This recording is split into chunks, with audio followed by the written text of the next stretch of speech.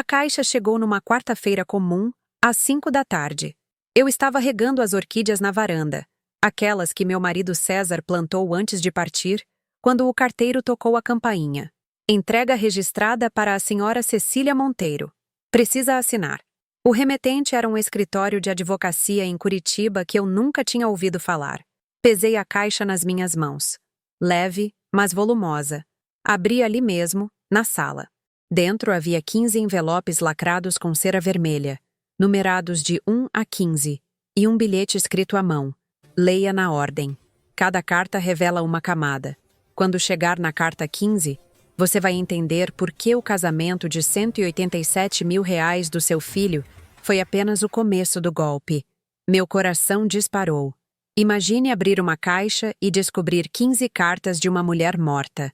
Uma mulher que você nunca conheceu. E a primeira carta diz: sua nora está te roubando, e você tem 5 dias para impedir. Essa é a história de Cecília, e pode ser a história de qualquer pessoa que você conhece. Antes de eu contar o que aconteceu, se você ainda não é inscrito neste canal, inscreva-se agora, porque toda semana publicamos histórias reais que podem te alertar, te proteger e te salvar de golpes devastadores.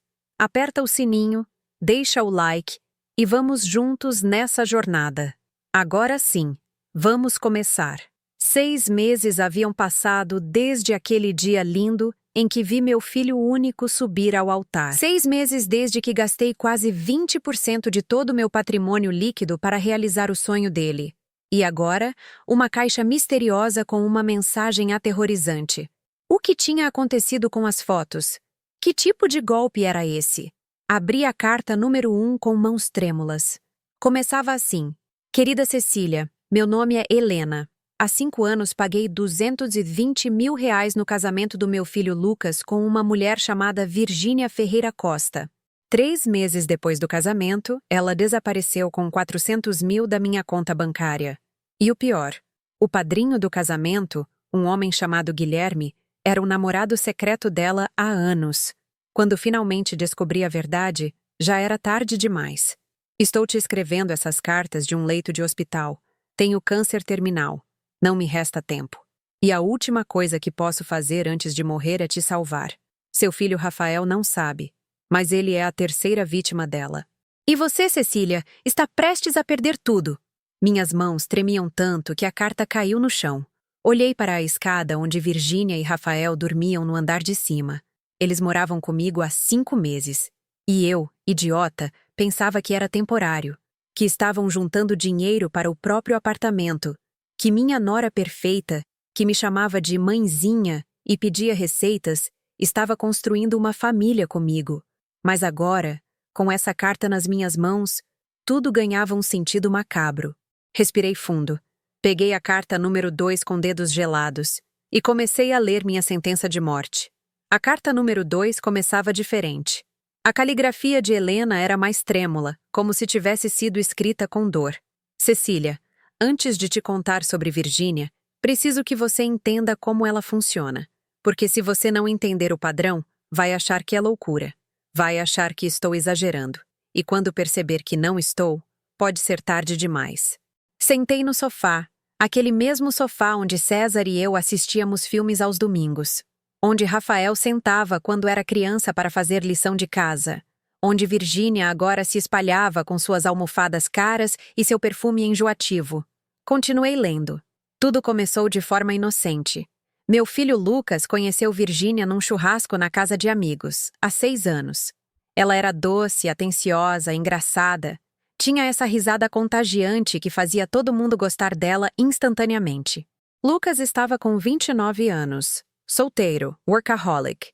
Eu já tinha perdido a esperança de vê-lo constituir família. Então, quando ele trouxe Virgínia para conhecer a casa, eu chorei de felicidade. Parei de ler. Meu Deus! Era exatamente igual comigo. Exatamente. Rafael tinha 30 anos quando conheceu Virgínia. Também num churrasco. Na casa da comadre Lourdes, há 2 anos. Eu lembro daquele dia como se fosse ontem. Era um domingo de setembro. Céu azul. Churrasco no quintal.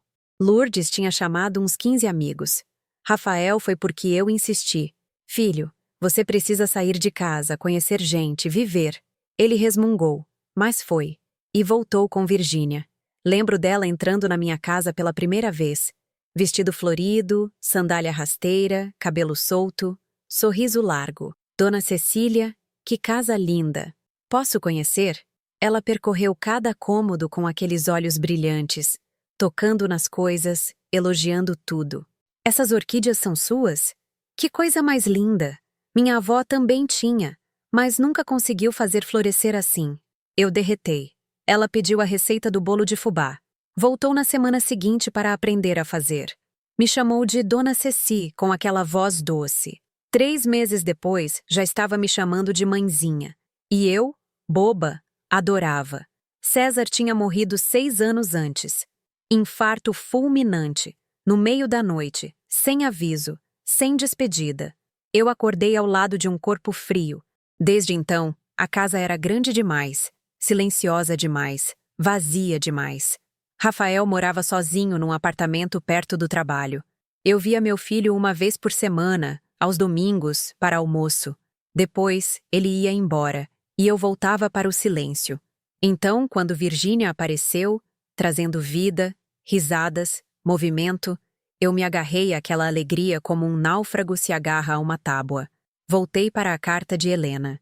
Cecília, ela vai fazer você se sentir especial. Vai pedir conselhos sobre coisas bobas só para te envolver. Vai elogiar sua casa, suas roupas, sua comida. Vai criar intimidade rápido demais. E você vai achar que finalmente ganhou a filha que nunca teve. Minhas mãos começaram a tremer de novo. Era isso. Era exatamente isso que eu tinha sentido. Mas presta atenção no que ela realmente faz, Cecília. Enquanto te elogia, ela está avaliando. Enquanto pergunta sobre receitas, ela está calculando quanto você tem. Enquanto admira suas coisas, ela está decidindo o que vale a pena. Fechei os olhos. Lembrei de Virgínia passeando pela casa naquele primeiro dia. A forma como ela tocou no relógio carrilhão alemão na parede da sala. Como parou em frente à vitrine com as louças antigas da minha avó. Como perguntou casualmente: Dona Ceci, a senhora mora aqui sozinha? Essa casa é tão grande. Na época, achei que era preocupação genuína. Agora eu via. Era mapeamento. No caso do Lucas, continuava Helena, ela demorou 4 meses para perguntar sobre a situação financeira dele. Fez parecer despretensiosa. Estavam jantando aqui em casa e ela comentou: Ai, Helena, como você fez para criar seu filho sozinha depois que ficou viúva? Deve ter sido tão difícil financeiramente. Eu, boba, contei tudo. O seguro de vida do meu marido, as economias, a casa quitada. Ela ouviu tudo com aqueles olhos cheios de admiração. A senhora é uma guerreira, ela disse. E eu me senti poderosa, reconhecida. Não percebi que estava entregando o mapa do tesouro para a ladra. Meu estômago embrulhou. Virgínia tinha feito a mesma pergunta comigo. Foi uns 3 meses depois de conhecê-la. Estávamos tomando café na minha cozinha, numa tarde de sábado. Rafael tinha saído para comprar pão. Ela segurou minha mão e disse: Mãezinha, posso te fazer uma pergunta? Como você faz para viver sozinha depois de perder o César? Eu fico pensando. Financeiramente deve ser complicado, né? A aposentadoria de professora não deve ser muito... E eu, orgulhosa, contei tudo. O seguro de vida de 890 mil. Minhas economias de 60 mil. A casa avaliada em 1,5 milhão. Meus investimentos seguros. Estou confortável, eu disse sorrindo. César me deixou bem amparada. Virgínia apertou minha mão com força. Que homem maravilhoso. A senhora teve muita sorte, mãezinha. Seus olhos brilhavam. Eu achei que era emoção. Era cálculo. Continuei lendo a carta, agora com o coração acelerado. O pedido de casamento veio rápido. 6 meses de namoro, e Lucas já estava comprando anel. Eu achei precipitado, mas ele estava tão feliz. Como eu ia dizer não? Virgínia chorou quando ele pediu. Disse que nunca imaginou encontrar um homem tão especial, que ia cuidar dele para sempre, que eu era a sogra dos sonhos dela. Rafael pediu Virgínia em casamento 8 meses depois de conhecê-la. Num restaurante caro, com violinista, rosas, anel de 18 mil reais. Ele me ligou naquela noite, eufórico. Mãe, ela disse sim! Ela disse sim! Estava chorando de felicidade. E eu chorei junto. A preparação do casamento foi o começo do golpe, Cecília. Mas eu só percebi isso depois. Na hora, parecia amor, parecia família, parecia o final feliz que eu tanto queria para meu filho. Virei a página. E então vi. A carta número 2 terminava com uma frase que me congelou. Cecília, olhe ao redor da sua casa agora. Conte quantas coisas sumiram desde que Virgínia entrou na sua vida. Depois me diga. Você acha que foi coincidência? Larguei a carta no sofá. Levantei. Olhei para a sala. Para a parede onde ficava o relógio carrilhão. Vazio. Ah, mãezinha! Doei para um brechó. Aquele barulho irritava. Virgínia tinha dito 3 meses atrás. Olhei para a vitrine. As louças da minha avó. Metade tinha sumido. Quebrei sem querer. Desculpa. Ela tinha dito. Mas nunca mostrou os cacos. Olhei para o aparador. As fotos de César. Sumidas. Guardei num álbum, fica mais organizado. E a poltrona verde musgo de couro, onde César sentava todo dia para ler jornal. Jogada fora. Estava velha, rasgada, ninguém ia querer. Senti a bile subir na garganta. Corri para o meu quarto. Abri a gaveta da cômoda. As joias que César me deu. O broche de ouro. Os brincos de pérola. O anel que era da minha mãe. Metade tinha sumido. Meu Deus! Sussurrei, caindo sentada na cama. Meu Deus, ela está me roubando. Aqui dentro, na minha própria casa. E eu deixei. Voltei para a sala com as pernas bambas. As cartas estavam espalhadas no sofá. Peguei a número 3 com mãos que ainda tremiam. A caligrafia de Helena continuava irregular, mas havia algo diferente nessa carta. Parecia urgente, desesperada. Cecília, agora vou te contar sobre o casamento e sobre o homem que estava ao lado do meu filho no altar. O padrinho, Guilherme. Meu estômago se revirou. Quando Lucas me apresentou Guilherme, foi 6 meses depois de começar a namorar Virgínia. Mãe, conheci um cara legal na academia. A gente tem muito em comum.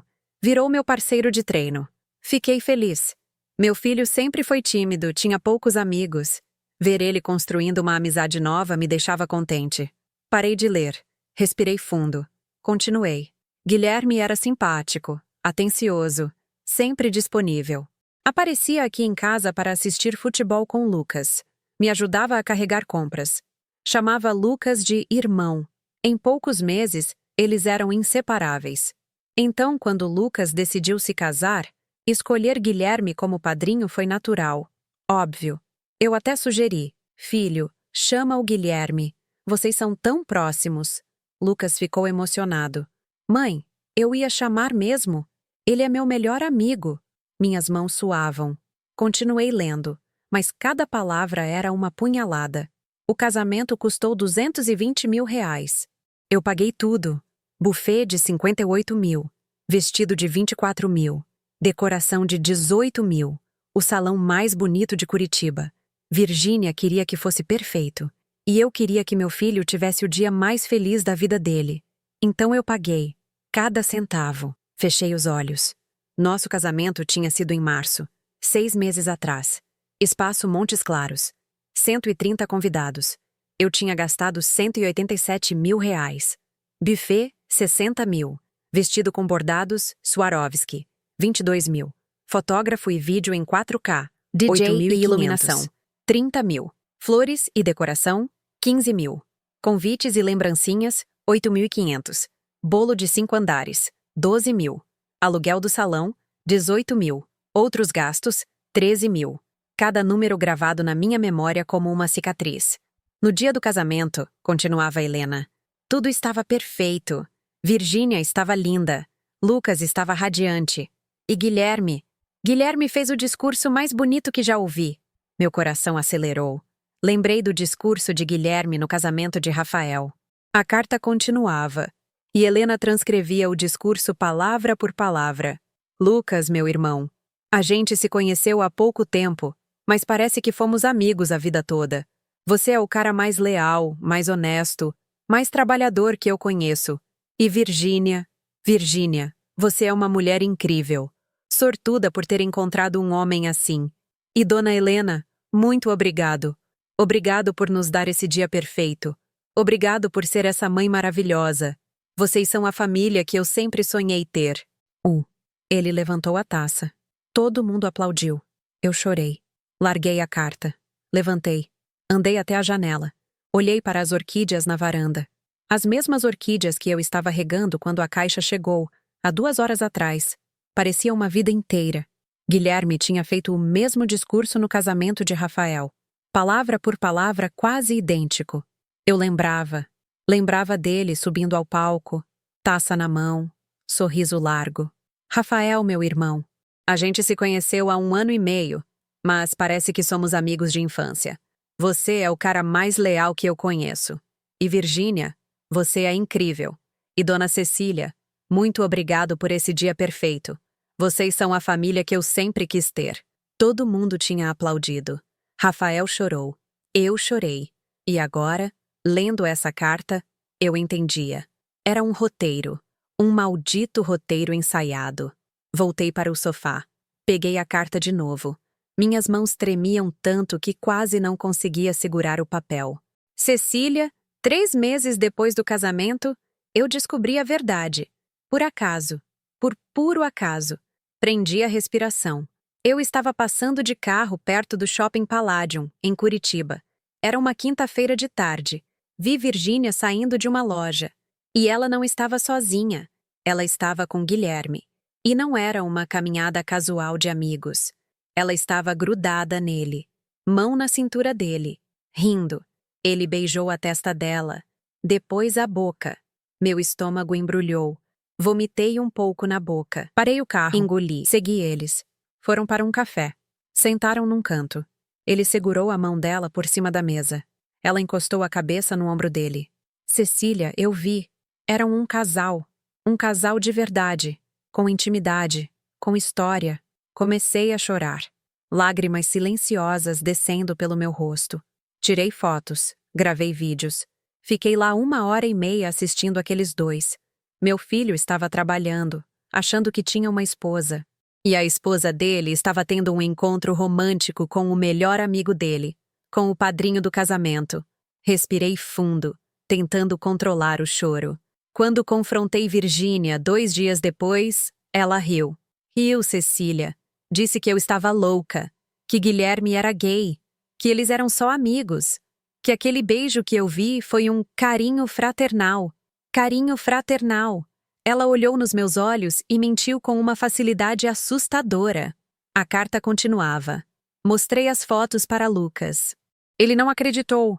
Disse que eu estava inventando, que tinha ciúmes, que não aceitava perder o controle da vida dele. Virgínia chorou. Fez uma cena. Disse que estava arrasada com a acusação, que sempre me tratou como mãe, que não merecia isso. E Lucas ficou do lado dela. Fechei os olhos. Imaginei Rafael fazendo a mesma coisa, escolhendo Virgínia, não acreditando em mim. 2 meses depois, Cecília. Eles sumiram. Virgínia e Guilherme. Sumiram com R$400 mil da minha conta.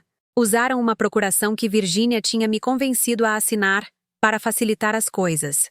Liquidaram meus investimentos, transferiram tudo e desapareceram. Meu Deus! Lucas ficou destruído, fez boletim de ocorrência, contratou um investigador. Mas eles tinham planejado tudo. Mudaram de cidade, mudaram de nome. Virgínia voltou a usar o sobrenome de solteira verdadeiro, Ferreira Costa, e recomeçaram o golpe. A carta terminava com uma frase em letras maiúsculas, sublinhada 3 vezes. Cecília, Guilherme não é amigo do Rafael. Ele foi colocado na vida do seu filho propositalmente. Guilherme e Virgínia são um casal há anos. E eles estão planejando fazer com você exatamente o que fizeram comigo. Larguei a carta. Levantei. Corri para o banheiro. Vomitei. Vomitei tudo. A comida do almoço. A bile. A raiva. O nojo. Quando terminei, lavei o rosto. Olhei para o espelho. Meus olhos estavam vermelhos. Meu rosto pálido. Mas tinha algo diferente. Algo que não estava lá antes. Determinação. Voltei para a sala. Peguei a carta número 4. Não ia parar. Não até ler todas. Todas as 15. Porque agora eu sabia. Sabia que Virgínia não era minha nora. Era minha inimiga. Sabia que Guilherme não era amigo do Rafael. Era cúmplice de um crime. E sabia que se eu não agisse rápido, ia perder tudo. Abri a carta número 4. E continuei lendo. A carta número 4 era mais longa. Várias páginas. E começava com uma frase que me fez tremer. Cecília, agora vou te ensinar a reconhecer os sinais. Os sinais que eu ignorei. Os sinais que, se você prestar atenção, ainda estão acontecendo na sua casa agora. Sentei ereta no sofá. Continuei lendo. A invasão começa devagar. Tão devagar que você não percebe. Primeiro eles pedem para ficar uns dias. Lucas e Virgínia voltaram da lua de mel, e ela disse que o apartamento deles estava com infiltração. Helena, a gente pode ficar uns dias aqui? Só até resolver. Claro que eu disse sim. Afinal, eram recém-casados. Precisavam de ajuda. Uns dias viraram uma semana. Depois 2, depois 1 mês, depois 3. Parei de ler. Olhei para o teto, para o quarto no andar de cima, onde Virgínia e Rafael dormiam. Eles tinham pedido para ficar, temporariamente, há 5 meses. Mãe, a gente está juntando dinheiro para a entrada do apartamento. Uns meses no máximo. 5 meses depois, ainda estavam aqui. Voltei para a carta. Depois que eles estão morando na sua casa, o segundo passo começa. A tomada de território. Virgínia começou com o quarto de hóspedes. Depois disse que a cama era desconfortável. Helena, você se importa se a gente usar seu quarto? É só por enquanto, até a gente comprar uma cama nova. Eu cedi. Me mudei para o quarto de hóspedes. Na minha própria casa, Cecília. Me mudei para o quarto de hóspedes. Meu coração acelerou. Virgínia tinha feito a mesma coisa. Há 3 meses, ela disse que a cama do quarto de hóspedes estava muito velha, muito dura. Rafael comentou no almoço de domingo. Mãe, a gente está com dor nas costas.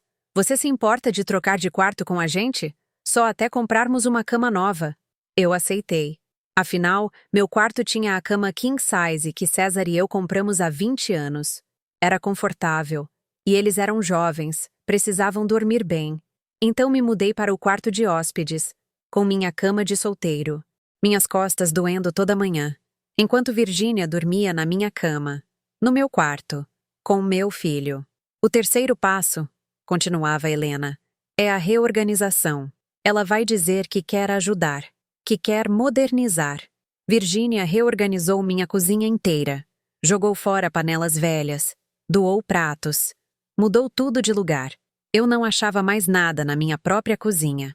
Quando reclamei, ela disse: Ai, Helena, desculpa. Eu só quis ajudar, deixar mais prático. E me abraçou. Me chamou de mãezinha. E eu me senti culpada por reclamar. Fechei os olhos. Virgínia tinha reorganizado minha cozinha há 2 meses. Mãezinha, vou organizar melhor aqui. Tem tanta coisa velha ocupando espaço. Ela jogou fora minhas panelas de alumínio. As mesmas panelas que usei por 30 anos. Essas panelas são tóxicas, mãezinha. Comprei umas de cerâmica lindas para você. Panelas que eu não escolhi, que eu não queria. E quando eu disse que sentia falta das minhas panelas antigas, ela riu. Mãezinha, a senhora é muito apegada a coisas velhas. Tem que renovar. E me deu um beijo na testa. E eu me calei. A carta continuava. O quarto passo é o mais doloroso. A remoção das memórias. Ela vai dizer que está limpando, que está organizando. Mas o que ela está fazendo é apagar você. Apagar quem você foi. Apagar quem você ama. Minhas mãos começaram a tremer. Virgínia jogou fora a poltrona do meu marido. Aquela poltrona marrom de couro onde ele sentava todo dia para ler jornal. Ela disse que estava velhíssima, rasgada, sem conserto. Levou para a rua no dia do lixo. Quando cheguei em casa do supermercado, a poltrona já tinha sumido. Ah, Helena, os catadores já levaram. Mas olha, botei um puff moderno no lugar. Ficou lindo. Comecei a chorar de novo. A poltrona verde musgo. A poltrona onde César sentava para ler jornal todo domingo de manhã. Virgínia jogou fora. Mãezinha, isso aqui está impossível. Rasgado, velho, feio. Ninguém ia querer nem de graça. Eu não estava em casa. Quando voltei, a poltrona tinha sumido. E no lugar, um banco branco de madeira. Impessoal, frio, Sem história. As fotos também. Ela vai remover as fotos. Helena, vamos organizar essas fotos em álbuns. Fica mais bonito do que espalhado pela casa. Ela tirou todas as fotos do meu marido das paredes. Disse que guardou em álbuns. Mas eu nunca encontrei esses álbuns, Cecília. Nunca. As fotos de César. Eu tinha 14 fotos dele pela casa. Na sala, no corredor, Fotos da nossa lua no de quarto, mel. do nosso aniversário de 20 anos, de férias na praia. Virgínia organizou tudo. Mãezinha, vou colocar essas fotos em porta-retratos digitais modernos. Fica mais clean. As fotos desapareceram. E os porta-retratos digitais nunca apareceram. A carta de Helena continuava. E agora a caligrafia estava mais firme. Como se ela estivesse com raiva ao escrever. Cecília, enquanto ela remove suas memórias, ela coloca as coisas dela. As almofadas caras. Os quadros sem significado. Os enfeites de plástico. A casa deixa de ser sua. Você olha ao redor e não reconhece mais o lugar onde viveu por décadas. Você vira hóspede, intrusa. E quando você reclama, ela sorri e diz: "Mas mãezinha, isso é para o nosso bem, para a nossa família." Levantei. Andei pela sala. Olhei ao redor. Almofadas cinza e amarelas no sofá. Eu não comprei aquelas almofadas. Quadros abstratos nas paredes. Eu não escolhi aqueles quadros. Tapete bege novo cobrindo o tapete persa que ganhei de presente de casamento. Esse tapete velho é cheio de ácaros, mãezinha. Comprei um novo, lavável. A casa não era mais minha. Era de Virgínia. E eu tinha deixado. Voltei para o sofá. Li o final da carta número 4. Cecília, o último sinal da invasão é o isolamento. Ela vai afastar você dos seus amigos. Vai dizer que está preocupada com sua saúde. Helena, a senhora está cansada. Por que não fica em casa hoje? Eu vou na sua reunião do clube. Aos poucos, você para de sair, para de ver pessoas, e quando está completamente sozinha, dependente deles, é quando o golpe final acontece. A carta terminava com uma pergunta. Quantas vezes você saiu com suas amigas no último mês, Cecília? Parei. Pensei. A comadre Lourdes tinha me ligado 3 vezes na última semana pedindo para irmos ao cinema. Eu disse que estava cansada, que preferia ficar em casa. Na verdade, Virgínia tinha dito: "Mãezinha, a senhora está com uma cara tão cansada. Fica em casa, descansa. Eu faço um jantar gostoso para você." E eu fiquei. A reunião do grupo de leitura. Eu faltei os últimos 2 encontros. Mãezinha, está muito frio para sair. Fica aqui no quentinho. O aniversário da vizinha.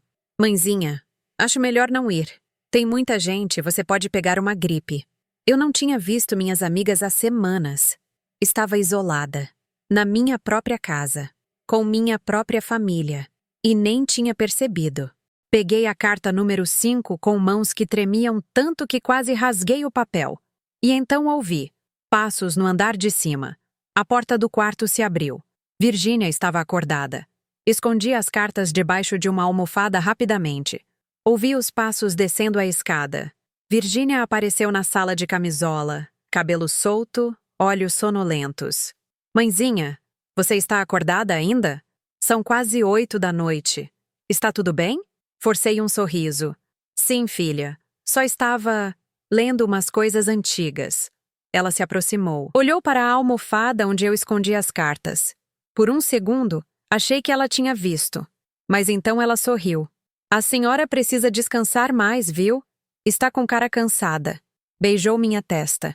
Aquele beijo que antes me aquecia e agora me dava náusea. Vou fazer um chá para a senhora. Camomila, para relaxar. Não precisa, filha. Eu vou subir dormir já.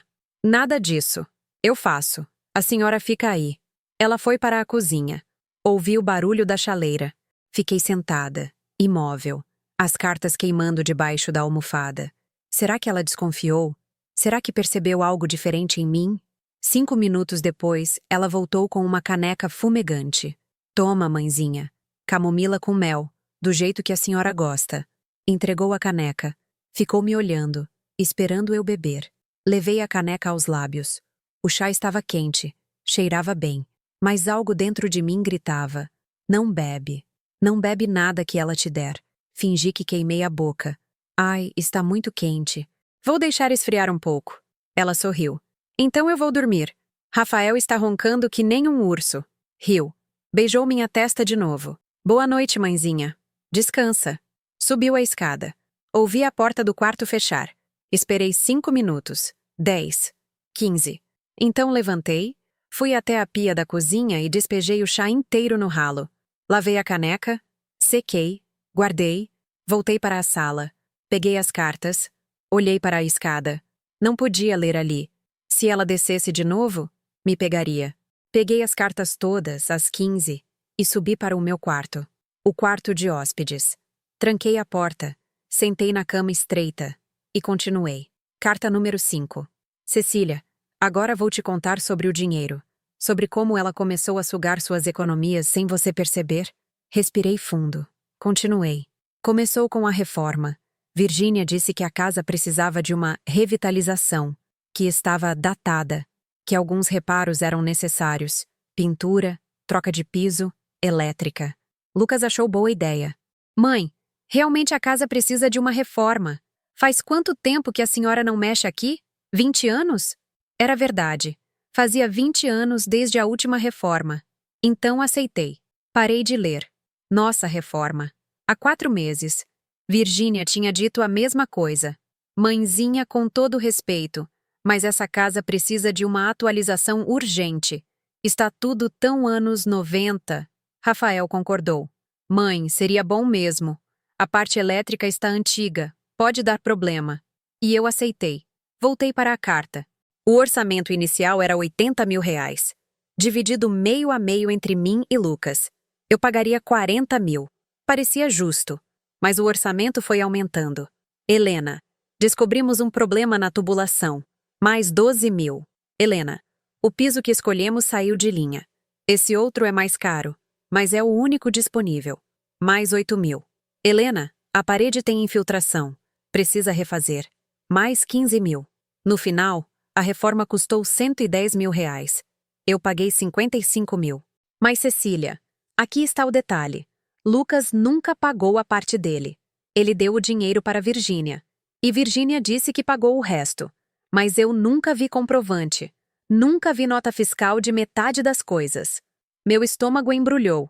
Nossa reforma tinha custado 95 mil. Orçamento inicial, 80 mil. Mas foi aumentando. Mãezinha, o encanamento está péssimo. Precisa trocar tudo. Mais 15 mil.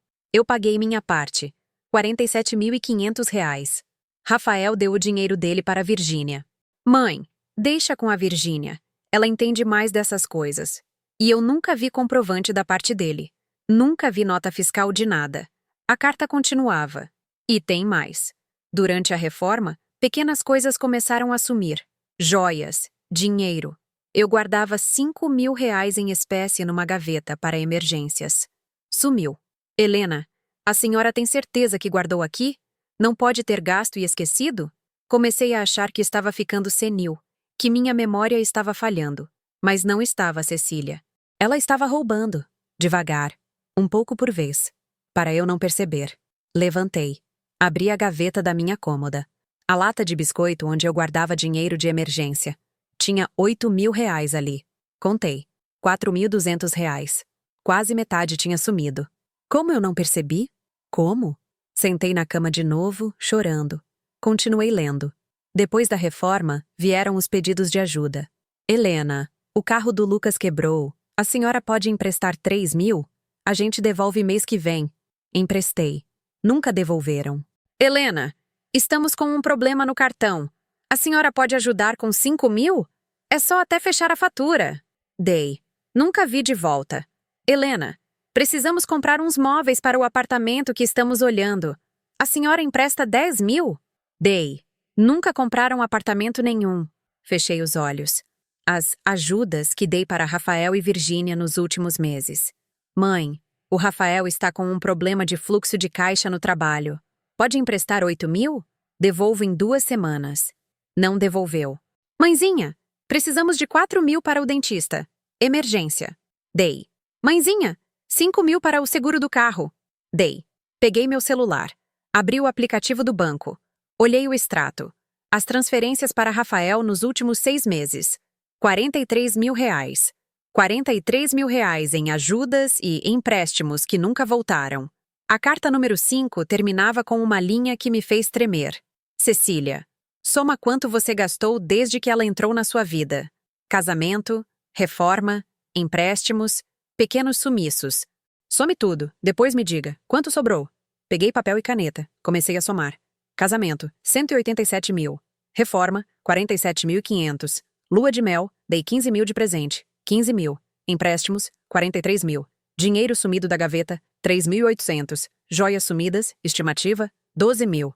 Total, R$ 308.300. R$ 308 mil em 6 meses. Quase 1/3 do meu patrimônio líquido. E eu nem tinha percebido. Caí deitada na cama. Olhei para o teto. Como eu fui tão cega? Como? Então ouvi. Um barulho no andar de baixo. Passos! A porta da cozinha abrindo. Eram 11 da noite. Quem estava acordado? Me levantei. Abri a porta do quarto devagar. Desci alguns degraus da escada, sem fazer barulho. E vi.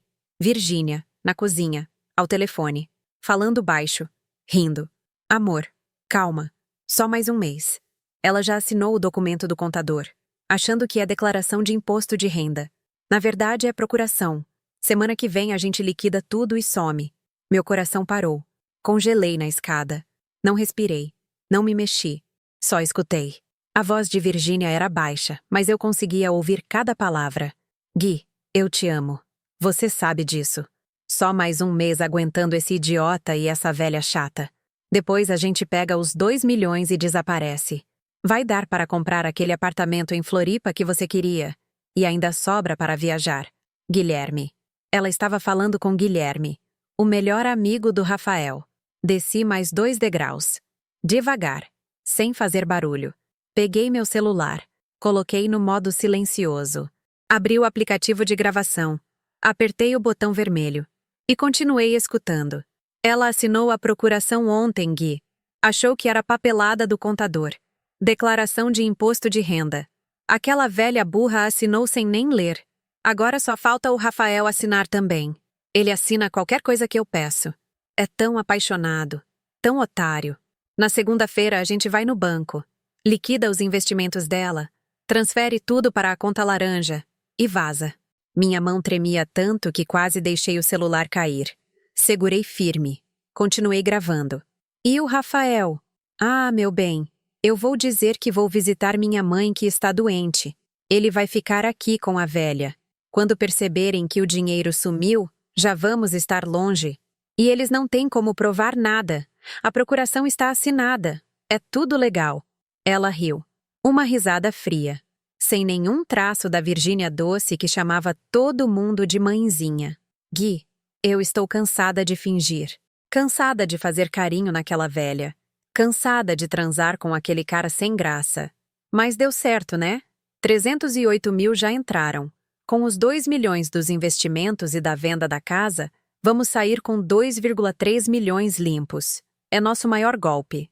2,3 milhões. Tudo. Tudo que César e eu construímos em 40 anos de casamento. Tudo que eu guardei. Tudo que eu planejei deixar para Rafael. Ela ia roubar tudo. Amor, eu preciso desligar. Se a velha acordar e me pegar no telefone, ela vai desconfiar. Te amo. Sonha comigo. Segunda-feira a gente está livre. Ela desligou.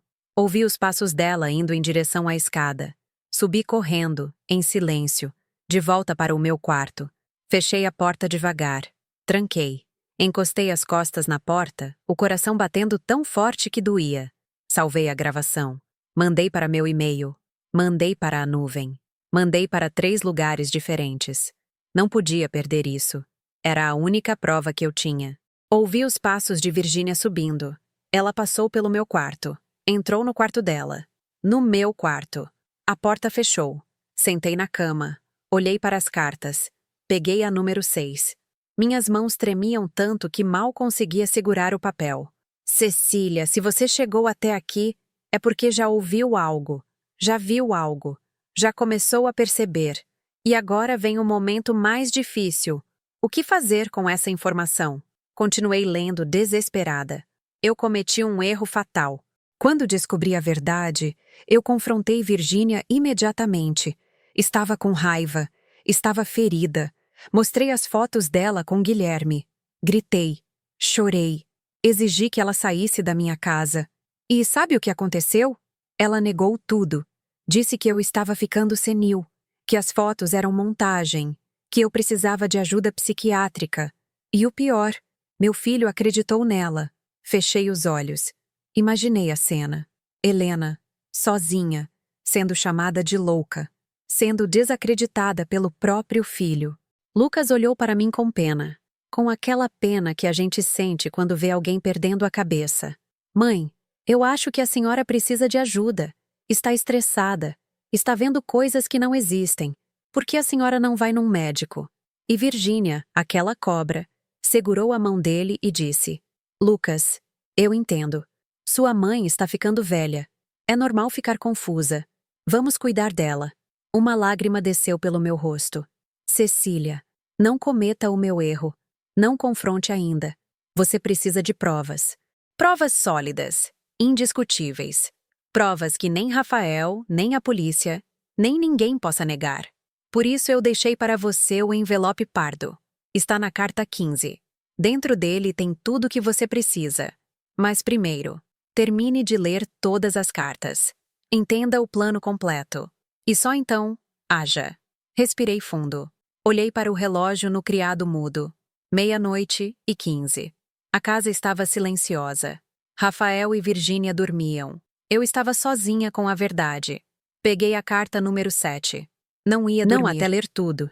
Cecília, agora vou te explicar como ela vai tentar te fazer assinar a procuração, se já não fez. Meu estômago revirou. Já tinha feito. Eu já tinha assinado. Declaração de imposto de renda. Ela tinha dito. 3 dias atrás. Mãezinha, o contador mandou uns papéis para assinar. Declaração de imposto, essas coisas chatas. A senhora assina aqui, aqui e aqui. E eu assinei. Sem ler. Confiando. Meu Deus. Eu assinei minha própria sentença de morte. A carta continuava. Ela vai disfarçar o documento. Vai dizer que é outra coisa. Declaração de imposto. Procuração médica. Documento do condomínio. Qualquer desculpa.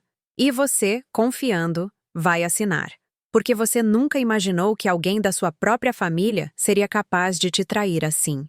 Comecei a chorar. Chorar de verdade. Soluços altos que eu precisei abafar com a mão para não acordar ninguém. Mas, Cecília, se você já assinou, ainda tem salvação. A procuração só tem validade se for registrada em cartório. E para ser usada no banco, precisa ter firma reconhecida. Verifique. Verifique se ela já levou no cartório. Se não levou, você ainda tem tempo. Você pode revogar, pode anular, mas precisa agir rápido. Muito rápido. Larguei a carta. Peguei meu celular. Procurei no Google. Como verificar se uma procuração foi registrada em cartório? Li, reli. Tinha que ir pessoalmente no cartório com documento. Ou ligar, ou verificar online se o cartório tivesse sistema. Olhei o relógio de novo. 00:20. Cartório abria às 9 da manhã. Eu tinha 9 horas. 9 horas para planejar, para pensar, para decidir o que fazer. Peguei a carta 8 e continuei lendo. Porque Helena tinha razão. Eu precisava saber tudo, entender cada passo do golpe, para poder me defender. A carta 8 começava com letras grandes, sublinhadas. Cecília, se você já assinou a procuração, você tem no máximo 72 horas antes deles agirem. Leia as próximas cartas com atenção. E siga exatamente as instruções que dei na carta 15. Sua vida depende disso. 72 horas. 3 dias. Hoje era quarta. Segunda-feira ela tinha dito ao telefone. Segunda a gente vai no banco. Eu tinha 5 dias. 5 dias para salvar tudo que eu tinha. Tudo que César e eu construímos. Tudo que eu queria deixar para Rafael. Olhei para a pilha de cartas que ainda faltavam ler. Cartas 8, 9, 10, 11, 12, 13, 14 e 15. 7 cartas. Respirei fundo. Sequei as lágrimas. Peguei a carta 8, porque agora não era mais sobre descobrir a verdade. Era sobre sobreviver. Pulei as cartas 8, 9, 10, 11, 12, 13 e 14. Fui direto para a 15. A última. A mais importante. Precisava saber o que Helena tinha deixado para mim. Precisava das armas para lutar. A carta 15 era diferente, mais curta, e vinha com um envelope pardo grosso, lacrado com fita adesiva. Abri a carta primeiro. Cecília, se você está lendo esta carta, é porque sobreviveu às outras 14. É porque não desistiu. É porque ainda tem força para lutar. E eu vou te dar as ferramentas para você vencer. Minhas mãos tremiam ao segurar o papel. Dentro do envelope pardo você vai encontrar 1. Pendrive com áudios de Virgínia e Guilherme planejando o golpe contra mim. São 3 áudios. Gravei escondida. 2. Fotos de Virgínia e Guilherme juntos ao longo de 4 anos, provando que são um casal. Tenho 47 fotos. Beijos, abraços, viagens. Tudo datado. 3. Dossiê completo sobre Virgínia feito pelo investigador que contratei. Nome verdadeiro dela. Histórico criminal. Outras vítimas. 4. Contato do investigador. Paulo Marconi. Já está pago. Paguei R$50 mil adiantados. Ele vai te ajudar. 5. Contato do advogado, Dr. Renato Tavares. Também já está pago. Ele sabe de tudo. Parei de ler. Olhei para o envelope pardo. Helena tinha feito tudo. Tinha me dado tudo. Uma mulher que eu nunca conheci. Uma mulher que estava morrendo. E usou suas últimas forças para salvar uma desconhecida. Continuei lendo. Cecília, quando eu descobri a verdade, já era tarde. Eles já tinham levado meu dinheiro. Já tinham sumido. Eu gastei tudo o que me restava tentando achá-los. Contratei investigador, advogado, detetive particular. E quando finalmente encontrei Virgínia de novo, morando em São Paulo, com outro nome, aplicando o mesmo golpe em outra família, eu já estava morrendo. Lágrimas escorreram pelo meu rosto. O câncer não me deu tempo de fazer justiça, mas me deu tempo de te salvar. Por isso juntei todas as provas. Por isso paguei o investigador e o advogado. Por isso escrevi 15 cartas te explicando cada detalhe. Porque você, Cecília, ainda tem chance. Ainda tem tempo. E eu não vou deixar que ela destrua mais uma família. Soluços altos saíam da minha garganta. Abafei com a mão. Não podia fazer barulho. Não podia acordar ninguém. Use as provas. Ligue para Paulo amanhã cedo. Diga: sou Cecília. Helena me enviou. Ele vai te orientar. Ele já sabe de tudo. Já está monitorando Virgínia há meses. Ele tem fotos dela e Guilherme juntos agora, em São Paulo, no seu bairro. Ele tem tudo, Cecília. Você só precisa agir. A carta terminava com uma despedida.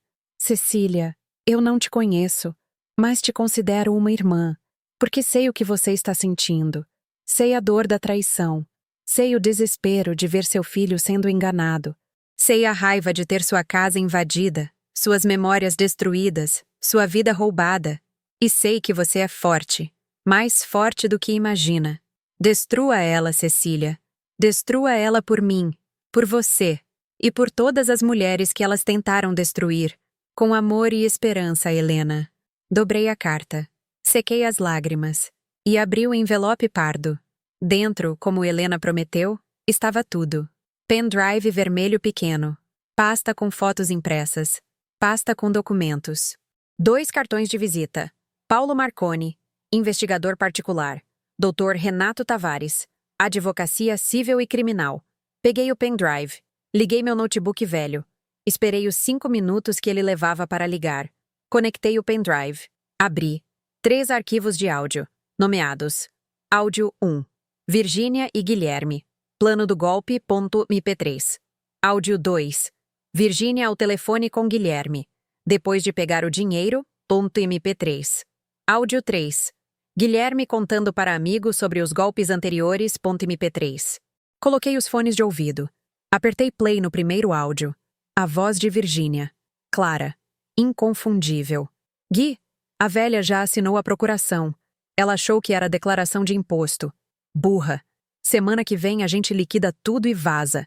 2,5 milhões no total. Dá para comprar aquele apartamento em Balneário Camboriú que você queria e ainda sobra para a gente viver uns 3 anos sem trabalhar. A voz de Guilherme. E o filho dela? O Lucas vai desconfiar? Aquele idiota! Tá tão apaixonado por mim que não enxerga nada. Ontem eu disse que ele era o homem da minha vida. Ele chorou. Chorou, Gui. Que patético. Risadas. Os dois rindo de Lucas. Do filho de Helena. Do homem que achava que estava casado, construindo uma família, vivendo um sonho. Pausei o áudio. Não conseguia ouvir mais.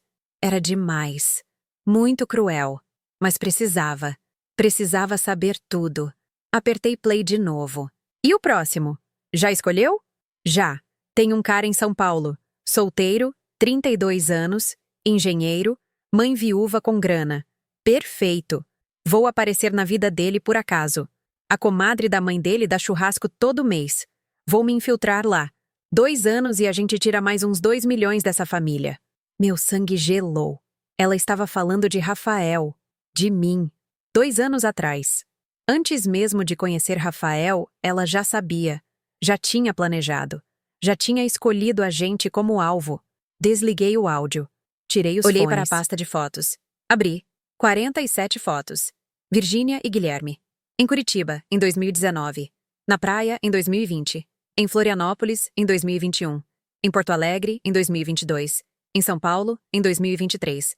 Sempre juntos. Sempre como casal. Beijos, abraços, mãos dadas, carinhos. Em uma das fotos, de 3 meses atrás, eles estavam num bar. Ela usando a pulseira que Rafael deu de presente de casamento. Ele com a mão na cintura dela. Rindo. Fechei a pasta. Peguei o dossiê. Li a primeira página. Virgínia Ferreira Costa. Nome verdadeiro. Viviane Cristina Santos. CPF. Censurado. Nascimento. 12/03/1996. Histórico criminal. 2 processos por estelionato em andamento. 3 vítimas identificadas. 1. Família Andrade, Belo Horizonte, 2018. 380 mil. 2. Família Moreira, Helena, Curitiba, 2020. 400 mil. 3. Família Monteiro, Cecília, São Paulo, 2023-2024, em andamento. 3 vítimas. 3 famílias destruídas. Mais de 780 mil reais roubados. E eles continuavam aplicando o mesmo golpe, destruindo vidas, sem nenhum remorso. Peguei o cartão de Paulo Marconi. Olhei o relógio. 1 da manhã. Não podia ligar agora. Mas às 7 da manhã, no minuto em que fosse 1 hora decente, eu ligaria. Guardei tudo de volta no envelope. Escondi debaixo do colchão. Deitei na cama. Mas não consegui dormir. Porque agora eu sabia. Sabia tudo. E tinha as armas para lutar. E na quinta-feira de manhã, eu começaria minha guerra. Às 7 da manhã em ponto, liguei para Paulo Marconi. Minha mão tremia ao discar. 3 toques. 4. Alguém atendeu. Alô? Bom dia. Meu nome é Cecília. Helena me enviou. Silêncio do outro lado. Depois, um suspiro. Dona Cecília. Eu estava esperando seu contato. Helena me avisou que mandaria as cartas. Recebeu tudo? Recebi. Ontem. E leu. Todas as 15. Então já sabe de tudo. Já. Outro silêncio. Então ele disse: Sinto muito, Dona Cecília. Mas saiba que não está sozinha. Está passando. Eu tenho monitorado Virgínia e Guilherme há 4 meses. Tenho fotos atualizadas, vídeos, tudo. Quando a senhora estiver pronta, a gente age. Estou pronta agora. Agora? Agora. Eles vão esvaziar minha conta na segunda-feira. Já assinei a procuração sem saber. Tenho 3 dias. Ouvi Paulo respirar fundo. Entendi. Então precisamos trabalhar rápido. Muito rápido. A senhora consegue vir até meu escritório hoje? Às 10 da manhã? Consigo. Venha sozinha. Não comente com ninguém. Nem com seu filho. Ainda não. Pode deixar. Desliguei. Desci para a cozinha. Rafael estava tomando café. Virgínia fazendo panquecas. O cheiro adocicado enjoava meu estômago. Bom dia, mãezinha. Virgínia sorriu. Aquele sorriso que eu costumava achar lindo. Agora eu via. Era uma máscara. Dormiu bem? Está com uma cara cansada. Quer que eu faça um chá? Forcei um sorriso. Bom dia, filha. Dormi sim. Só acordei um pouco cedo. Beijei Rafael na testa. Bom dia, filho. Bom dia, mãe. Você está bem? Está meio pálida. Estou ótima. Só um pouco de dor de cabeça. Mas já passa. Virgínia serviu as panquecas. Sentamos os 3. Café da manhã em família. Como sempre. Como se tudo fosse normal. Como se ela não estivesse planejando me roubar. Como se não tivesse chamado meu filho de idiota.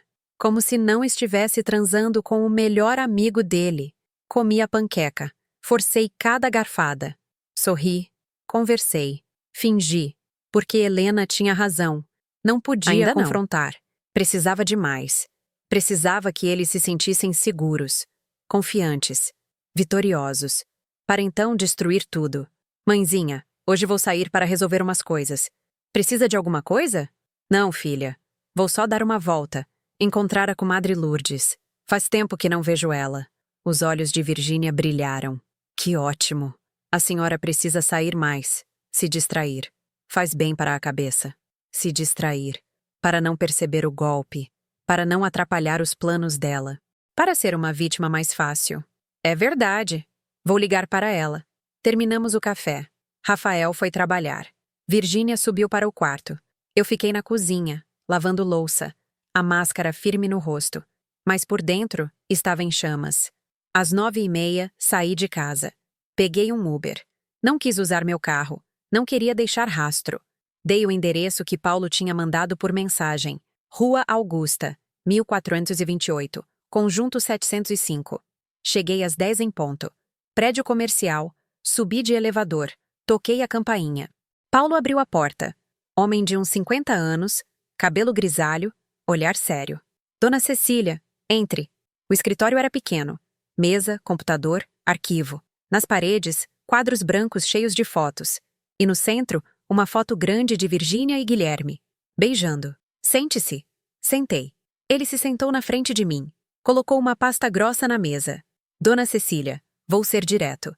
Virgínia Ferreira Costa, cujo nome verdadeiro é Viviane Cristina Santos, é uma golpista profissional. Ela e Guilherme Moreira Santos aplicam esse golpe há 6 anos. Temos registro de 4 vítimas. A senhora é a 4ª. 4? Isso.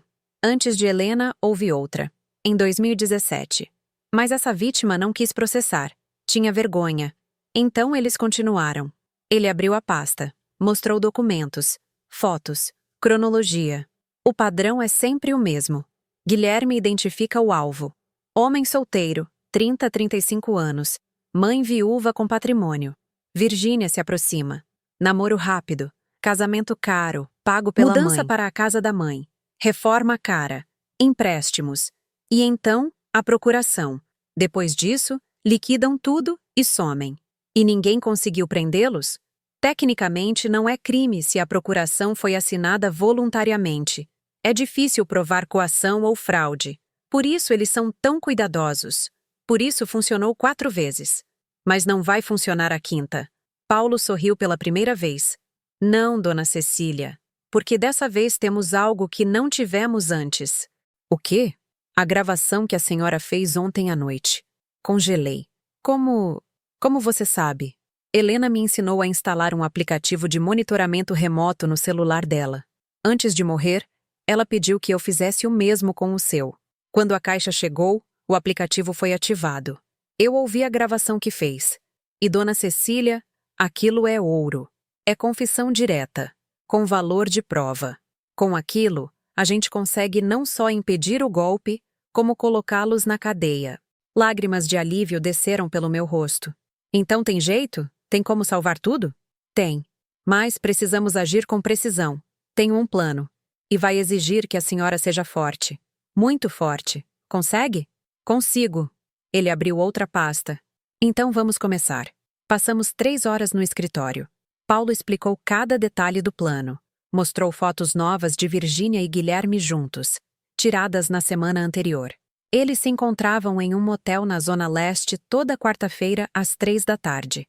Enquanto Rafael estava trabalhando e eu estava em casa. Hoje era 5ª. Eles tinham se encontrado ontem. E eu nem tinha percebido que Virgínia tinha saído de casa. Na segunda-feira, explicou Paulo, eles vão tentar ir ao banco com a procuração, mas não vão conseguir, porque amanhã, sexta-feira, o Dr. Renato vai entrar com uma ação de interdição preventiva da sua conta. Temporária. Só até esclarecermos a situação. Nenhuma movimentação grande pode ser feita sem ordem judicial. Eles vão chegar no banco e o gerente vai informar que a conta está bloqueada. E quando isso acontecer, eles vão entrar em pânico, Vão tentar fugir. E nós vamos estar esperando. Polícia, advogado, provas, tudo. E Rafael? Paulo ficou sério. Seu filho vai ficar destroçado, dona Cecília. Não vou mentir. Vai ser horrível para ele. Mas melhor descobrir agora do que depois de perder tudo. Respirei fundo. Eu sei. Ele pegou um papel. Preciso que assine aqui. Autorizando a interdição da conta. E aqui? Autorizando o uso das gravações como prova. Assinei. Dessa vez, sabendo exatamente o que estava assinando. Saí do escritório às 1 da tarde. Voltei para casa. Virgínia estava na sala, assistindo TV. Mãezinha, como foi o passeio com a Lourdes? Ótimo, filha. A gente almoçou, conversou. Fez bem. Que bom. Estou feliz que saiu. A senhora estava muito em casa. Sorri. É verdade. Preciso sair mais. Subi para o quarto. Deitei na cama. E pela primeira vez em 24 horas, respirei aliviada. Porque agora eu não estava mais sozinha. Tinha Paulo. Tinha Dr. Renato. Tinha as provas. Tinha o plano. E na segunda-feira, quando Virgínia chegasse no banco achando que ia sair rica, ia descobrir que mexeu com a pessoa errada. Sexta-feira, amanheceu com chuva. Acordei às 6, depois de uma noite mal dormida. Rafael já tinha saído para trabalhar.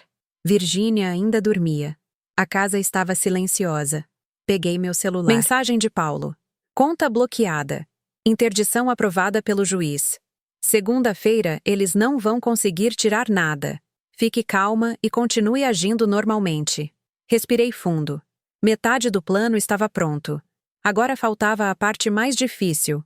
Fingir que nada estava acontecendo. Continuar vivendo naquela casa com aquela mulher que estava me roubando. Continuar sorrindo. Continuar chamando ela de filha. Mas eu ia conseguir. Por mim. Por Rafael. Por Helena. Virgínia desceu às 9. Sorridente como sempre. Bom dia, mãezinha. Dormiu bem? Bom dia, filha. Dormi sim. Ela serviu café. Sentamos juntas na cozinha. Ela falou sobre o fim de semana, que queria fazer um jantar especial no domingo, que tinha encontrado uma receita nova, que queria que eu ensinasse ela a fazer o peru recheado que eu fazia no Natal. Peru recheado. Ela queria que eu ensinasse uma receita, 3 dias antes de me roubar. Claro, filha. A gente faz juntas no domingo. Ela apertou minha mão. Obrigada, mãezinha. A senhora é tão especial para mim.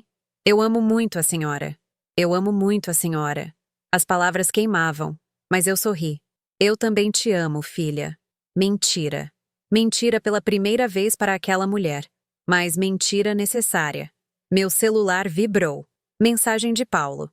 Eles marcaram o encontro para hoje às 15 horas. Mesmo motel. Vou estar lá com a equipe. Vamos gravar tudo. Olhei para Virgínia. Ela estava mexendo no telefone dela, sorrindo. Provavelmente conversando com Guilherme. Combinando o encontro. Combinando o motel. Combinando a traição. Mãezinha, vou sair à tarde. Preciso resolver umas coisas. Volto para o jantar. Tudo bem, filha. Vá com calma. Às 2h30, Virgínia subiu para se arrumar. Tomou banho demorado. Passou perfume caro. Colocou roupa bonita. Maquiagem caprichada. Tudo para encontrar o amante. O namorado de verdade. Enquanto meu filho trabalhava achando que tinha uma esposa. Ela saiu às 3:50. Tchau, mãezinha. Até mais tarde. 10 minutos depois, meu celular tocou. Paulo. Ela acabou de entrar no motel. Estou posicionado. Tenho câmera com zoom. Vou conseguir fotos e vídeos de qualidade. Fique tranquila. Obrigada, Paulo. Sentei no sofá. Olhei para o relógio. 3 horas. 3:30. 4. Cada minuto passava devagar. Eu sabia o que estava acontecendo naquele motel. Sabia o que Virgínia estava fazendo. Enquanto usava a aliança que Rafael colocou no dedo dela há 6 meses. Às 5:15, Paulo mandou mensagem. Saíram. Tenho tudo gravado. 73 fotos e 12 minutos de vídeo. É material forte, dona Cecília. Muito forte. Eles se beijaram no estacionamento antes de ir embora. Sem nenhuma preocupação. Acham que estão seguros. Às 5:40, Virgínia chegou em casa. Cabelo ainda úmido do banho. Perfume diferente do que tinha saído. Sorriso satisfeito no rosto. Oi, mãezinha. Desculpa a demora. Resolvi tudo. Que bom, filha. O Rafael já chegou. Está no quarto trocando de roupa. Ela subiu correndo. Ouvi a porta do quarto abrir. Amor, cheguei. A voz dele alegre. Oi, amor. Como foi seu dia? Ótimo. Resolvi tudo. E a senhora? Como foi o dia? Eu não conseguia ouvir mais. Desliguei a TV. Fui para a cozinha fazer o jantar. Mas minhas mãos tremiam tanto que quase derrubei a panela. Sábado foi pior, porque eles estavam os dois em casa. Rafael e Virgínia grudados no sofá assistindo filme. Ela deitada no colo dele. Ele acariciando o cabelo dela. Ela chamando ele de meu amor, meu vida, meu príncipe. Eu fingia que estava lendo o livro, mas por dentro estava gritando. Acorda, Rafael! Ela não te ama. Ela está com outro. Ela está te usando. Mas não podia falar. Ainda não. Faltava 2 dias. Só 2 dias. À noite, Paulo mandou as fotos e vídeos do motel. Eu fiz o erro de abrir. Vi Virgínia e Guilherme saindo do quarto, abraçados. Ele beijando o pescoço dela. Ela rindo. Feliz. Fechei o celular. Chorei no banheiro com a torneira aberta para ninguém ouvir. Domingo foi o pior dia de todos. Porque fizemos o peru. Eu e Virgínia na cozinha, o dia inteiro, fazendo o peru recheado. Ela me fazendo perguntas. Anotando a receita. Me chamando de mãezinha. Dizendo que eu era a melhor sogra do mundo. E Rafael, entrando na cozinha de vez em quando, abraçando as duas. Minhas mulheres favoritas. Como eu tenho sorte. Jantar em família. Peru na mesa. Rafael fazendo brinde. Por nós 3. Pela nossa família. Pelo nosso amor. Virgínia segurou minha mão. Mãezinha, obrigada por tudo. Por nos acolher. Por nos amar. A senhora é um anjo. Eu forcei um sorriso. Mas por dentro pensava. Amanhã. Amanhã acaba. Depois do jantar, quando eles subiram para dormir, Paulo me ligou. Dona Cecília, amanhã às 8 da manhã, eu e o doutor Renato vamos estar na sua casa. Com a polícia. Vamos fazer a abordagem quando eles tentarem sair para o banco. Rafael precisa estar em casa. Pode garantir isso? Posso. Ele trabalha de casa às segundas. Perfeito. Então amanhã, às 8 em ponto, tudo vai mudar. A senhora está preparada? Olhei para a escada. Para o andar de cima, onde Virgínia dormia na minha cama, no meu quarto, depois de trair meu filho pela tarde toda. Estou mais do que preparada. Então até amanhã. E Dona Cecília? Sim?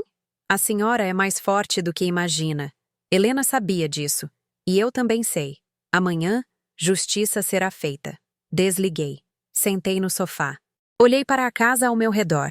A casa que César e eu construímos. A casa que Virgínia tentou tomar de mim.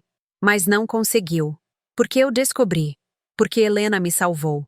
Porque não desisti. Às 11 da noite, subi para o meu quarto. Deitei na cama. Fechei os olhos. Mas não dormi. Não conseguia. Porque amanhã, às 8 da manhã, minha vida ia mudar para sempre. E dessa vez, para melhor. Segunda-feira, 7 da manhã.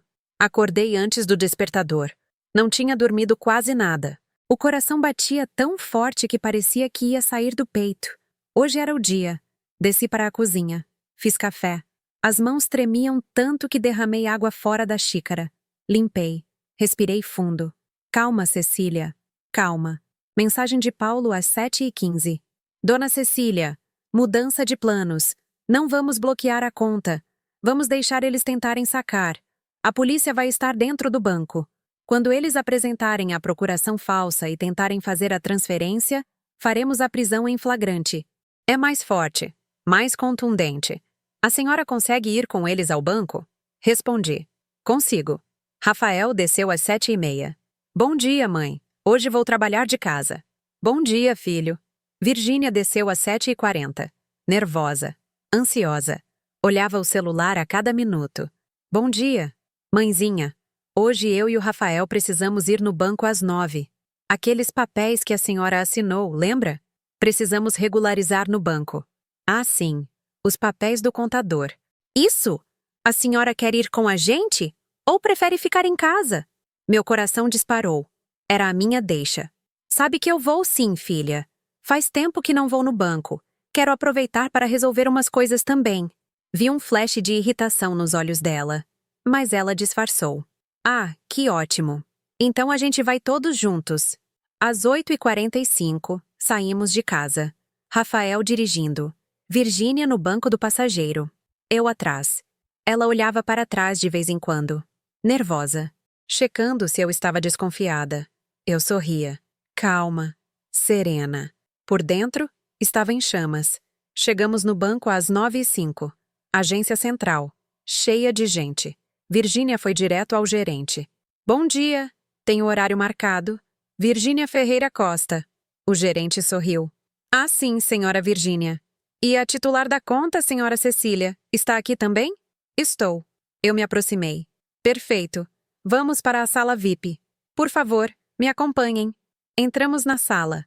Porta de vidro. Então o senhor me informou que precisa fazer algumas movimentações na conta da senhora Cecília. Correto? Virgínia sorriu. Aquele sorriso doce. Falso. Isso. Tenho a procuração aqui. Tirou o papel da bolsa. O papel que eu tinha assinado achando que era declaração de imposto de renda. O gerente pegou. Analisou. Procuração com poderes plenos.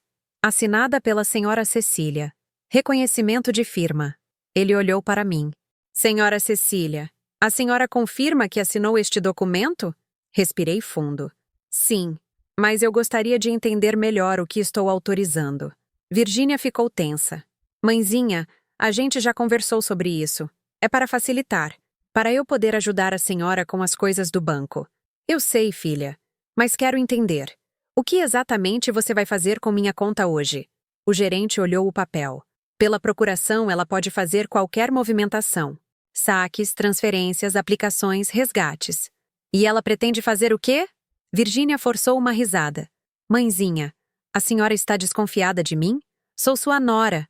Só quero organizar seus investimentos. Rafael, que estava calado, falou.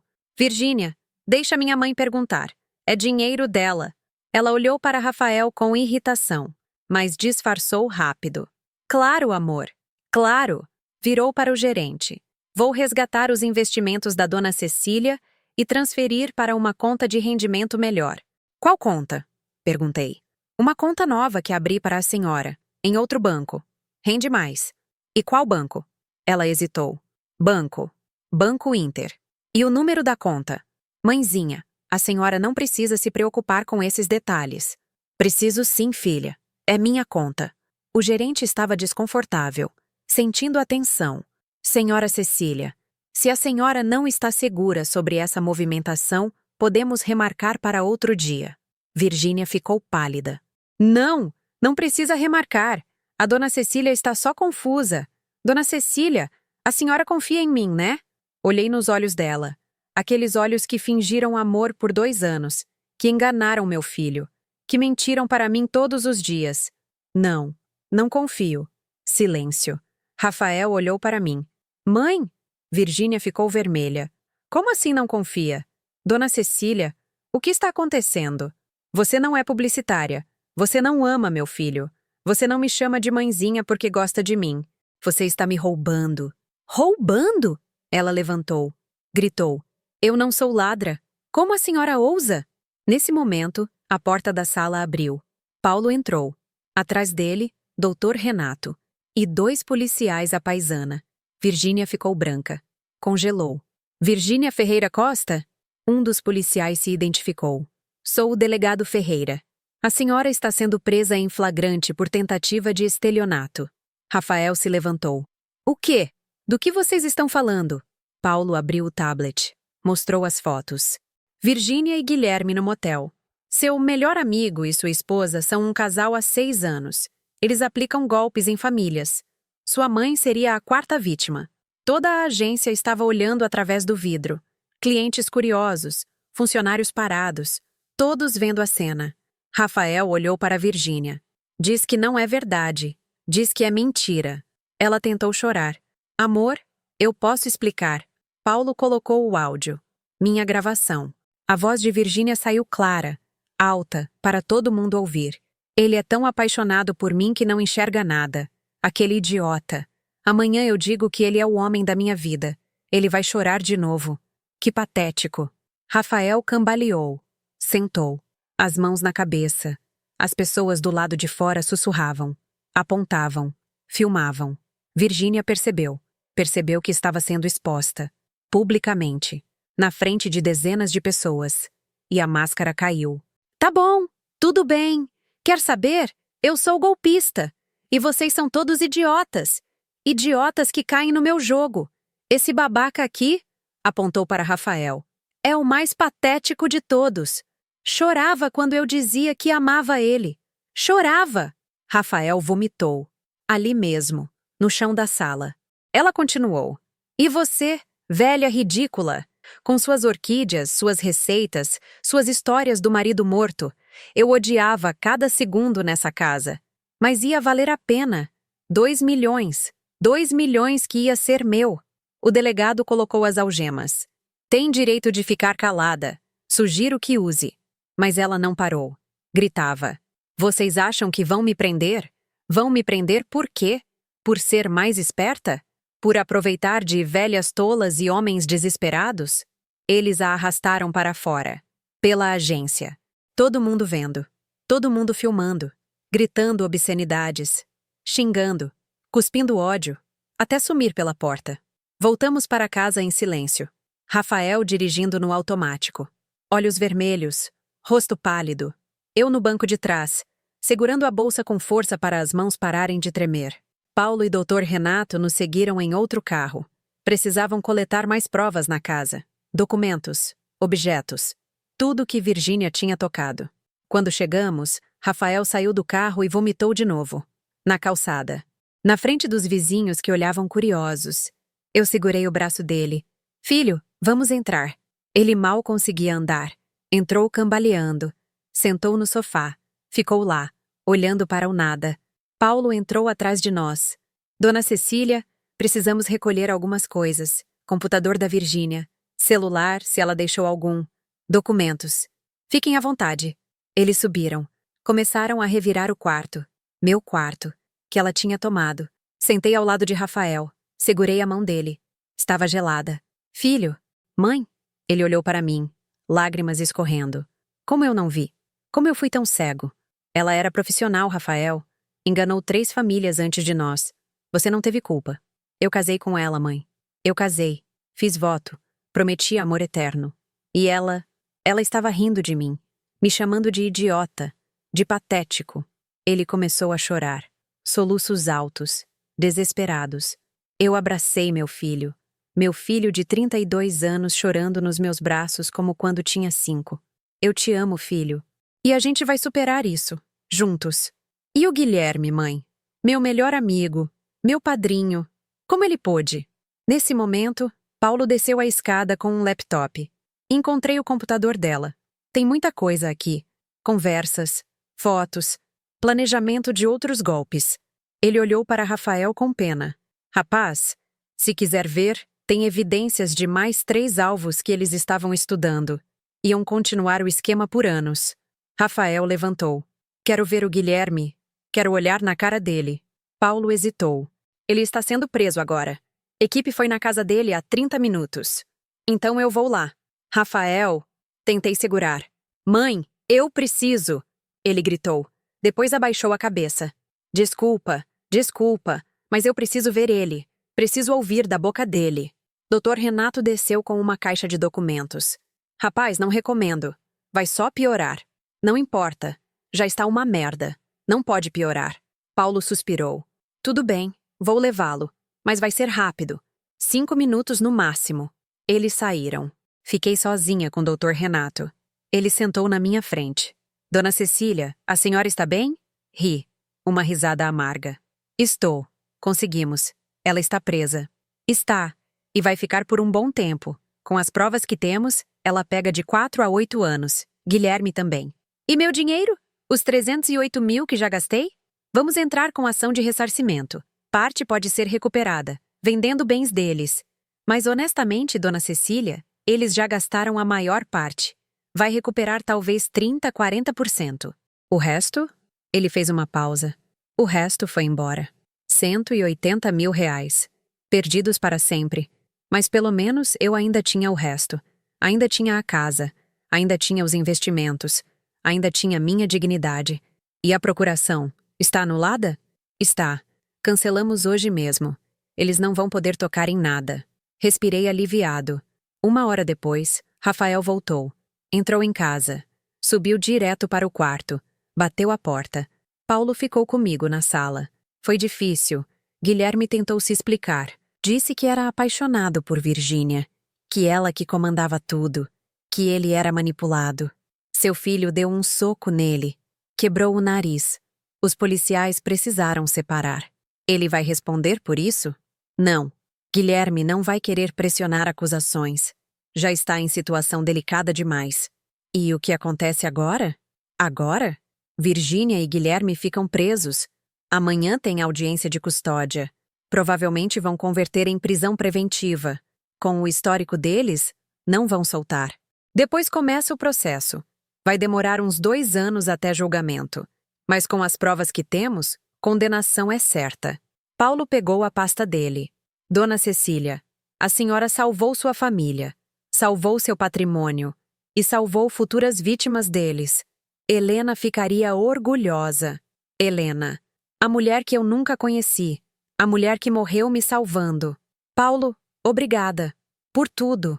Não precisa agradecer. Foi um prazer destruir esses dois. Ele sorriu. Ah, e tem uma coisa. Recuperamos alguns objetos que Virgínia tinha vendido. Seu relógio carrilhão. Estava num brechó. Conseguimos reaver. E algumas das joias. Vou trazer semana que vem. Lágrimas escorreram pelo meu rosto. O relógio de César. Ia voltar para casa. Paulo saiu. Doutor Renato também. Fiquei sozinha na sala. Olhei ao redor. A casa estava silenciosa. Mas diferente. Mais leve. Como se um peso tivesse sido tirado. Subi para o quarto de Rafael. Bati na porta. Filho, posso entrar? Silêncio. Depois abri. Pode. Ele estava deitado na cama, olhando para o teto. Mãe, como eu refaço minha vida? Como eu confio em alguém de novo? Sentei na cama ao lado dele. Não sei, filho. Não tenho resposta. Mas sei que você vai conseguir. Porque você é forte. Porque tem amor de verdade no coração. E porque pessoas ruins não vão definir quem você é. Eu me sinto idiota. Você não é idiota. Você é humano. E foi vítima de criminosos profissionais. Ele virou para mim. Mãe, obrigado. Obrigado por descobrir. Obrigado por me salvar. Se não fosse a senhora, eu ia perder tudo. Você ia perder tudo. Não foi só eu, filho. Foi Helena. Uma mulher que nunca conhecemos, mas que decidiu, no leito de morte, nos salvar. Helena? Contei tudo. As 15 cartas. A história dela. O filho destruído. O dinheiro roubado. A morte solitária. E a decisão final de usar suas últimas forças para impedir que acontecesse de novo. Rafael chorou. Ela nos salvou. Uma desconhecida nos salvou. Salvou. E agora a gente honra a memória dela vivendo bem. Reconstruindo, seguindo em frente. Fiquei com Rafael até ele dormir. Depois desci. Sentei na varanda. Olhei para as orquídeas. As orquídeas que César plantou. As orquídeas que Virgínia quis arrancar. Mas elas ainda estavam lá. Firmes, floridas, sobreviventes. Assim como eu. 6 meses depois. O julgamento foi rápido. Com todas as provas que tínhamos. Gravações, fotos, testemunhos das vítimas anteriores, documentos falsificados. Não houve defesa que segurasse. Virgínia foi condenada a 6 anos de prisão por estelionato qualificado, associação criminosa e falsificação de documentos. Guilherme pegou 5 anos pelos mesmos crimes. Sentei na frente, na primeira fila, no dia da sentença. Olhei nos olhos de Virgínia quando o juiz leu o veredito. Ela me encarou de volta. Ódio puro. Mas eu não desviei o olhar. Não dessa vez. Quando os policiais levaram ela algemada, ela gritou: "Você vai me pagar por isso, velha. Eu vou sair e você vai me pagar." Mas eu já não tinha medo, porque ela não tinha mais poder sobre mim, nem sobre Rafael, nem sobre ninguém. Rafael estava em terapia 2 vezes por semana. Os primeiros meses foram brutais. Ele não saía de casa, não trabalhava direito, chorava à noite, acordava gritando com pesadelos. Mas aos poucos, foi melhorando. O terapeuta o ajudou a entender que ele tinha sido vítima. que não foi culpa dele, que pessoas manipuladoras existem e são profissionais em enganar. Recuperamos parte do dinheiro. Virgínia tinha uma conta com 43 mil reais. Guilherme tinha um carro que foi vendido por 38 mil. No total, recuperamos 81 mil dos 308 mil gastos. O resto, como o Dr. Renato tinha previsto, foi embora. Mas eu ainda tinha minha casa, meus investimentos, minha dignidade e meu filho vivo. São, ao meu lado. Comecei a restaurar a casa. Tirei as almofadas de Virgínia, os quadros sem alma, o tapete bege. Coloquei de volta o tapete persa que César me deu. Comprei uma poltrona verde musgo nova, o mais parecida possível com a antiga. Paulo conseguiu recuperar o relógio carrilhão. Ele voltou para a parede da sala. E toda tarde, às 6 horas, toca, como sempre tocou. As orquídeas floresceram mais fortes do que nunca, como se soubessem que a tempestade tinha passado. 1 ano e meio depois, Rafael conheceu Fernanda num grupo de apoio a vítimas de golpes afetivos. Ela tinha passado por algo parecido. Um noivo que sumiu 3 dias antes do casamento, levando 150 mil reais que ela tinha juntado para a festa. Eles começaram como amigos. Conversavam sobre a dor, sobre a vergonha, sobre o processo de reconstrução. E aos poucos, a amizade virou algo mais. Rafael me apresentou ela 6 meses depois de começarem a namorar. Trouxe para almoçar num domingo. Eu estava nervosa, morrendo de medo de que fosse outra Virgínia. Mas Fernanda era diferente, genuína, transparente. Contou sobre sua vida abertamente, seu trabalho como professora de história, seus pais que moravam em Campinas, suas dívidas do golpe que ainda estava pagando. Não escondia nada. E o mais importante, ela não me chamava de mãezinha, me chamava de Cecília, com respeito, mas sem intimidade forçada, sem querer criar vínculo rápido demais. Aos poucos fui conhecendo ela, fui confiando. E 6 meses depois, quando Rafael me disse que ia pedir ela em casamento, eu chorei. Mas dessa vez, de alegria. 2 anos depois, o casamento foi simples. 40 pessoas. Buffet de 35 mil reais que Rafael e Fernanda pagaram sozinhos. Recusaram minha ajuda. Cecília, a gente quer fazer do nosso jeito, com nosso dinheiro, para começar limpo. Eu respeitei. E fiquei orgulhosa. A cerimônia foi no jardim da casa da mãe de Fernanda. Tarde de outubro, sol dourado, flores amarelas.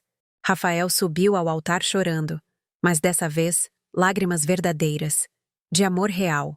Quando o juiz de paz declarou eles marido e mulher, olhei ao redor, para as 40 pessoas presentes, pessoas reais, família de verdade, amigos genuínos.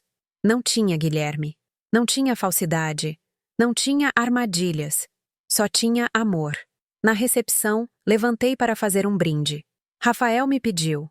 Eu hesitei. Mas então olhei para meu filho, para Fernanda, para a vida que eles estavam começando. Há 2 anos, comecei. Eu recebi uma caixa misteriosa no correio. Dentro, 15 cartas de uma mulher que eu nunca conheci. Uma mulher chamada Helena. Ela estava morrendo e usou suas últimas forças para me salvar de um golpe que destruiria minha família. A sala ficou em silêncio. Todo mundo ouvindo. Helena perdeu tudo. Seu dinheiro, a confiança do filho, sua saúde, mas não perdeu sua humanidade. Ela poderia ter morrido em paz, em silêncio, mas escolheu lutar. Escolheu usar sua dor para proteger uma desconhecida, para proteger a mim e ao meu filho. Lágrimas escorriam pelo meu rosto, pelo rosto de Rafael, de Fernanda. Então esse brinde não é só para Rafael e Fernanda, é para Helena, onde quer que ela esteja. Obrigada, Helena. Obrigada por me salvar. Obrigada por me ensinar que mesmo na dor mais profunda, ainda podemos escolher o bem. Ainda podemos escolher proteger. Ainda podemos escolher o amor. Levantei a taça. A Helena. E ao Todo amor mundo verdadeiro. levantou. A Helena! Depois da festa voltei para casa. Minha casa. Sentei na varanda. Olhei para as orquídeas. Peguei uma das cartas de Helena que guardei. A última. A carta 15. Reli o final. Destrua ela, Cecília. Destrua ela por mim. Por você. E por todas as mulheres que elas tentaram destruir. Destruí. Virgínia estava presa. Guilherme estava preso. Outras famílias estavam salvas.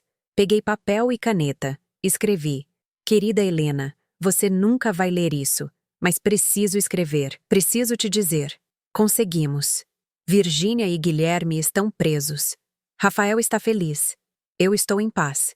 Você salvou não só a mim. Você salvou meu filho. Você salvou minha família.